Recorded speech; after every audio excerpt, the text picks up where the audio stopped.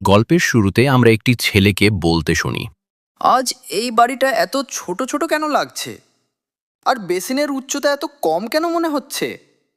আর যখন সে আয়নার দিকে তাকায় তখন অবাক হয়ে যায়, কারণ সে সেখানে নিজের বদলে অন্য কাউকে দেখতে পায়।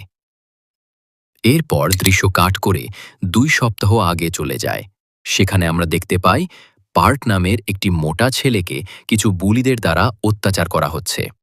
বুলিদের লিডার লি বলে, তোমরা জানো, এই মোটা আমার সব কথা শুনে, একদম পোষা কুকুরের মতো।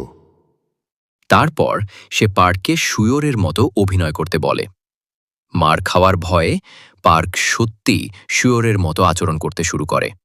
এটা দেখে পাশে দাঁড়ানো ছেলেটি ও মেয়েটি হেসে ওঠে। মেয়েটি বলে, এই সাহস তোর, আমার স্কার্টের নিচে তাকাচ্ছিস?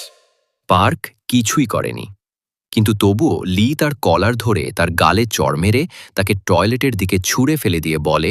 তুই তো জন্মেছিস মার খাওয়ার জন্য। এরপর আমরা পার্কের বাড়ির দৃশ্য দেখি। পার্কের চোখের সামনে বারবার সেই সকালের ঘটনাটা ভেসে উঠছে। ক্ষুধার্ত হয়ে পার্ক নুডলস বানাতে যায়। ঠিক তখনই তার মা বাড়ি ফিরে আসেন। মা তাকে নুডলস বানাতে দেখে বসতে বলেন এবং নিজেই নুডলস রান্না করতে শুরু করেন। পার্ক দেখে মা নুডলসে ডিম দিয়েছেন। এটা দেখে পার্ক চটে গিয়ে বলে, আমি কতবার বলেছি আমার খাবারে ডিম দিও না, খাইয়ে খাইয়ে আমায় মোটা বানিয়ে ফেলেছে। মা বলেন।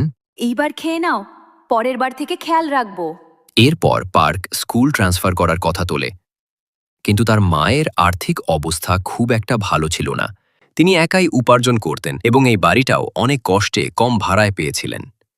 মা বলেন, আমাদের আর্থিক অবস্থা ভালো নয়, আর তুমি যদি স্কুল ট্রান্সফার করো তাহলে তোমার বন্ধুদেরও মিস করবে। বন্ধু শব্দটা শুনে পার্ক রেগে যায়। তার মনে পড়ে যায় কিভাবে স্কুলে তাকে বুলির শিকার হতে হয়, আর দেওয়ালে ঘুষি মেরে বলে, তুমি আমার জন্য জীবনে কি করেছেন? একটা স্কুল ট্রান্সফার চেয়েছি, সেটাও দিতে পারছো না। এই বলে সে রুমে চলে যায়। পরের দিন স্কুলে যাওয়ার সময় পার্ক একটি মেয়ের সঙ্গে ধাক্কা খায়। মেয়েটি রেগে গিয়ে বলে, কি রে ব্যাটারি, চশমা পরেও কিছু দেখতে পাস না? পার্ক বলে, কিন্তু দোষ তো তোমার, তুমি তো ফোনে মন দিচ্ছিলে। ঠিক তখনই মেয়েটির পেছনে বুলিরা আসে। পার্ক বুঝে যায় মেয়েটিও ওদের বন্ধু, তাই দোষ না করেও সে ক্ষমা চেয়ে নেয়। লি বলে, দ্রুত আমার জিমের কাপড় নিয়ে মাঠে চলে আয়। পার্ক কাপড় আনতে যায়। পরের দৃশ্যে স্কুল মাঠে দেখা যায় লি পার্কের দিকে ফুটবল কিক করছে। পার্ক মিচু হয়ে পড়ে যায়, বলে শট মিস হয়। এক মেয়ে জিজ্ঞেস করে, এরা আসলে কি করছে? অন্য মেয়ে বলে, লি আরেকজন ছেলের সঙ্গে বাজি ধরেছে, যারা মোটা পার্কের মুখে বল মারতে পারবে সে 10,000 ওন জিতবে। তারপর সেই দ্বিতীয় ছেলে শট মারতে আসে। আরে, এ তো মেসি! যাই হোক, ছেলেটির শট সোজা গিয়ে পার্কের মুখে লাগে। ছেলেটি সেলিব্রেট করতে থাকে। লি পার্কের কাছে এসে বলে, আমার শটের সময় নিচু হলি কেন? পার্ক বলে, আমি ভয় পেয়ে গিয়েছিলাম, তাই নিচু হয়ে পড়েছিলাম। কিন্তু লি কিছু না শুনে পার্কের পেটে জোরে ঘুষি মেরে মারতে শুরু করে। এটা দেখে কেউ কিছু বলছে না, সবাই শুধু হাসছে। ঠিক তখন পার্কের মা সেখানে এসে পৌঁছান। তিনি ছেলেকে মার খাওয়া থেকে বাঁচান। লি বলে, আন্টি, আমরা তো শুধু মজা করছিলাম। মা রেগে গিয়ে লিকে শিক্ষকের কাছে যেতে চলতে বলছিল। সবাই নিজেদের মধ্যে বলছে, আরে এটা তো একদম ফুডু ছেলে, নিজে কিছু করতে পারল না, তাই মাকে ডেকে আনলো, পুরো লুজার। এটা শুনে পার্ক নিজের মায়ের উপরই রেগে যায় আর খুব রুড ভঙ্গিতে মাকে চলে যেতে বলে। স্কুল শেষ হওয়ার পর পার্ক যখন বাড়ি ফিরে আসে, সে দেখে তার মা বাড়িতেই আছেন, যিনি তার জন্যই অপেক্ষা করছিলেন। মা তাকে বসতে বলেন এবং চিন্তিত স্বরে বলেন, ঠিক আছে, তুমি স্কুল ট্রান্সফার করতে পারো। আজ আমি তোমার স্কুল ট্রান্সফারের ব্যাপারে টিচারের সঙ্গে কথা বলতে গিয়েছিলাম।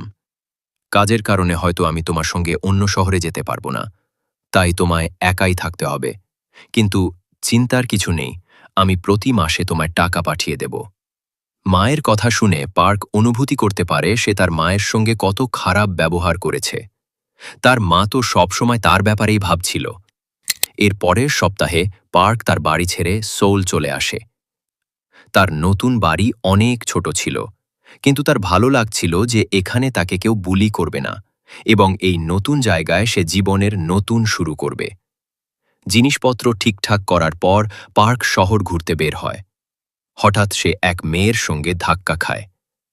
পার্কের মনে স্কুলের সেই ঘটনা ভেসে ওঠে এবং সে মাফ চাওয়ার জন্য এগিয়ে যায়। ঠিক তখনই মেয়েটি আগে থেকে বলে ওঠে, সরি, আমি ফোনে মন দিয়েছিলাম, তুমি ঠিক আছো তো? জীবনে প্রথমবার কেউ পার্ককে সরি বলেছিল আর সম্মানের সঙ্গে কথা বলেছিল। পার্ক একটু স্টাইল মেরে বলে, হ্যাঁ হ্যাঁ, আমি একদম ঠিক আছি, তোমার তো চোট লাগেনি? ঠিক তখনই মেয়েটির বন্ধু এসে উপস্থিত হয়। সে ভাবছিল পার্ক তার বন্ধুকে বিরক্ত করছে। পার্ক পরিস্থিতি সামাল দিতে চায় এবং বলে, আপনারা চাইলে একসাথে কফি খেতে যেতে পারি।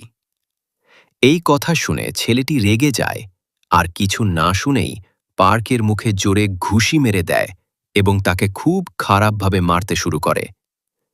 পার্ক মার খেতে খেতে দেখতে থাকে সবাই ভিডিও করছে, কিন্তু কেউ তাকে বাঁচাতে এগিয়ে আসছে না। তার দুর্ভাগ্য এতটাই খারাপ ছিল যে এই মার খাওয়ার ভিডিও ভাইরাল হয়ে যায় আর লোকেরা তার শরীর আর চেহারা নিয়ে ভীষণ বাজে বাজে মন্তব্য করতে থাকে। আরে এটা তো একেবারে সুরের মতো দেখাচ্ছে, আমি নিশ্চিত এই মোটা কিছু না কিছু করেছিল, এরকম মুখ একেবারে বানরের মতো। পার্ক কাঁদতে কাঁদতে এইসব কমেন্ট পড়ছিল আর ভাবছিল, আমার দোষটা কি? শুধু মোটা বলে নাকি কুৎসিত বলে সবাই এভাবে করে? সে নিজেকে থামাতে পারছিল না আর ফুঁপিয়ে ফুঁপিয়ে কাঁদতে থাকে এবং কাঁদতে কাঁদতেই সে সেখানেই ঘুমিয়ে পড়ে। রাতের বেলা পার্কের ঘুম ভাঙে। সে দেখে তার বাড়ি আরো ছোট হয়ে গেছে। তার শরীরও অনেক হালকা লাগছিল। আর যখন সে বেসিনের সামনে গিয়ে আয়নায় তাকায়, সে হতবাক হয়ে যায়, কারণ সেখানে সে একজন সুপার মডেল টাইপ দেখতে ছেলেকে দেখতে পায়। পার্ক দৌড়ে নিজের ঘরে আসে এবং দেখে তার আসল শরীর তো ঘুমোচ্ছে। সে নিজের শরীরের কাছে এসে তাকে জাগানোর চেষ্টা করে, আর পার্কের ঘুম ভেঙে যায়। সে বলে, আরে এ কি দারুণ স্বপ্ন ছিল, যদি আমিও ওরকম হ্যান্ডসাম হতাম। আর ঘুরে দেখতেই সামনে সেই হ্যান্ডসাম ছেলেটা। পার্ক ভয় পেয়ে যায় আর বুঝতে পারে এটা কোনো স্বপ্ন ছিল না। সে ছেলেটিকে জাগাতে যায় আর তখনই সেই ছেলেটা উঠে পড়ে আর পার্কের আসল শরীর ঘুমিয়ে পড়ে। পার্ক কিছুই বুঝতে পারছিল না। সে পুলিশের কাছে ফোন করার সিদ্ধান্ত নেয়। মোবাইল আনলক করার সঙ্গে সঙ্গে তার চোখে পড়ে সেই ভাইরাল ভিডিওটা, যেখানে তার শরীর আর মুখ নিয়ে বাজে কমেন্ট করা হয়েছে। পার্ক কিছু একটা ভাবে আর লাইট অন করে আয়নায় নিজেকে দেখতে থাকে। তার মনে পড়ে যায় লি বলেছিল, তুই তো মার খাওয়ার জন্যই জন্মেছিস। পার্ক আবারও সেই কমেন্টগুলো দেখে আর আয়নায় নিজের দিকে তাকিয়ে থাকে। এরপর দৃশ্য কাট হয় আর আমরা দেখি এক স্কুলের দৃশ্য। এক ছেলে নিজেকে আয়নায় দেখে বলছে, আরে আমি কি হ্যান্ডসাম? এই স্কুলে আমার মতো হ্যান্ডসাম কেউ আছে? ঠিক তখনই এক ছেলে এসে তাকে ধাক্কা দেয়। ছেলেটি রেগে গিয়ে বলে, কিরে, চোখে পড়ে না? আর যখন সে ছেলেটির দিকে তাকায় তখন একদম চুপ হয়ে যায়, কারণ ছেলেটি ছিল অসম্ভব হ্যান্ডসাম। এই ছেলেটাই ছিল পার্ক, যে তার নতুন হ্যান্ডসাম শরীর নিয়ে স্কুলে এসেছিল। সব স্টুডেন্ট তাকে দেখতে দাঁড়িয়ে পড়ে। সবাই বলতে থাকে, এই হ্যান্ডসাম ছেলেটা কে? নতুন স্টুডেন্ট বুঝি? আরে একেবারে কোনো আইডলের মতো লাগছে। এরপর দৃশ্য ক্লাসরুমে যায়, যেখানে টিচার নতুন স্টুডেন্টকে সবার সঙ্গে পরিচয় করাচ্ছেন। পার্ক নিজের ইন্ট্রোডাকশন দিয়ে বলে, আমার নাম পার্ক উনসক। আর পার্কের লুক দেখে পুরো ক্লাস একেবারে অবাক হয়ে যায়।